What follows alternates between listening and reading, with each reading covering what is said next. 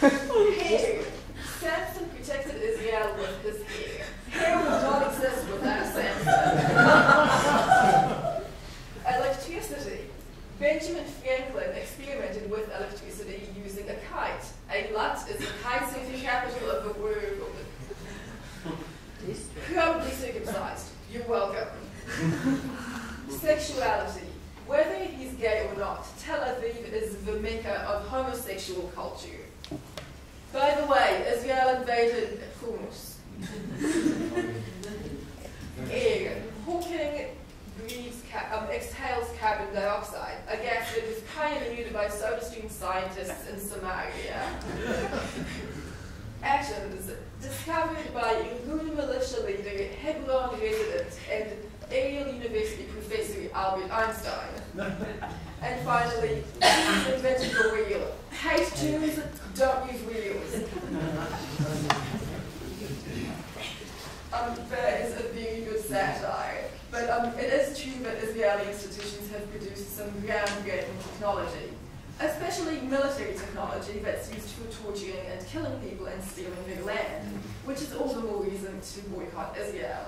Decolonizing Palestine is going to be a huge setback for the military-industrial complex worldwide, and we're all going to benefit from that.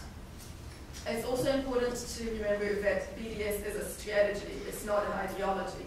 You use a strategy when it's strategic. You don't have to boycott every product that has a connection to Israel, especially if doing so endangers your health. I don't expect Stephen Hawking to boycott the Intel chip. You could say that the Israeli Defense Force should boycott guns because the Nazis used guns against Jews. That's true. The aim of BDS is to strategically apply pressure to Israel to force it to accept our demands. Now, another tactic used by Zionists, which Marika brought up earlier, is to try and distract the world from Israel's colonial abuses by branding Israel as this progressive, liberal, modern, eco-friendly country where women and queers and trans people have equality. The Jewish-American lesbian writer Sarah Schulman has described the tactic of using LGBT rights as a fig leaf to disguise Israeli racism, called pinkwashing. And others have used the term greenwashing to describe the way that environmentalism and animal rights is used to the same effect. And if you're interested in the topic, Sarah Schulman published a book recently called Israel, Palestine, and the Queer International, and she describes her visit to Palestine and meeting with queer anti-Zionist Israelis, and she also describes meeting with queer Palestinians and touring the USA with queer Palestinians. Next slide. So one example of pinkwashing, these are Vincent Otan and Bruno Boileau, which I'm probably mispronouncing because it's French, but they are the first gay French couple to get married after France legalized same-sex marriage. And the CEO of Tel Aviv Global and Tourism came up with this great marketing idea where she invited them to come to Tel Aviv for their honeymoon during Tel Aviv Pride Week. And what she had to say about this is, of course, the meaning beneath is our mission to broaden the conversation about Tel Aviv, for people to know that Tel Aviv is a place of tolerance, of business and tourism, a place beyond the conflict.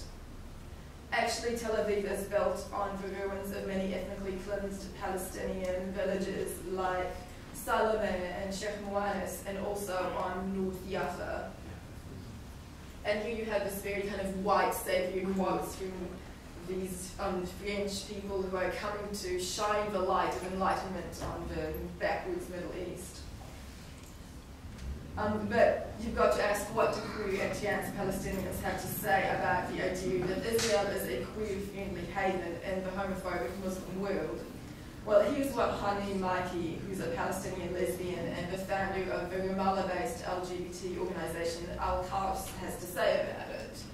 And she makes a really good point, which is, there are no gay rights in Israel. Israel doesn't care about gay rights. It cares about promoting its Zionist colonial policies, and they will only exploit gay people's rights when it's convenient for them.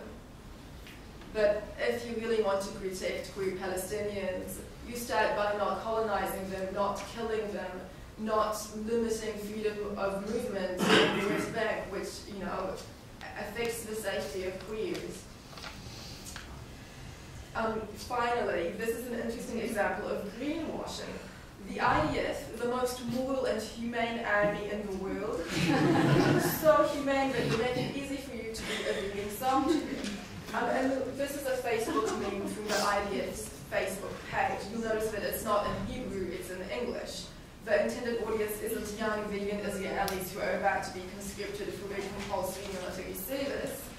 It's English-speaking people like you, people who are concerned about living ethically, about human and animal rights. The IDF wants you to forget that its mission is to torture, ethnically cleanse, and murder Palestinians.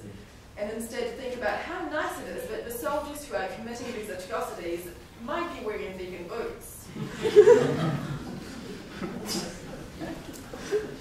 I was going to show a hilarious Zionist propaganda video too, but I think we're running low on time. Maybe we could do that in the workshop later in the afternoon. Yeah, that's a good idea. So moving on to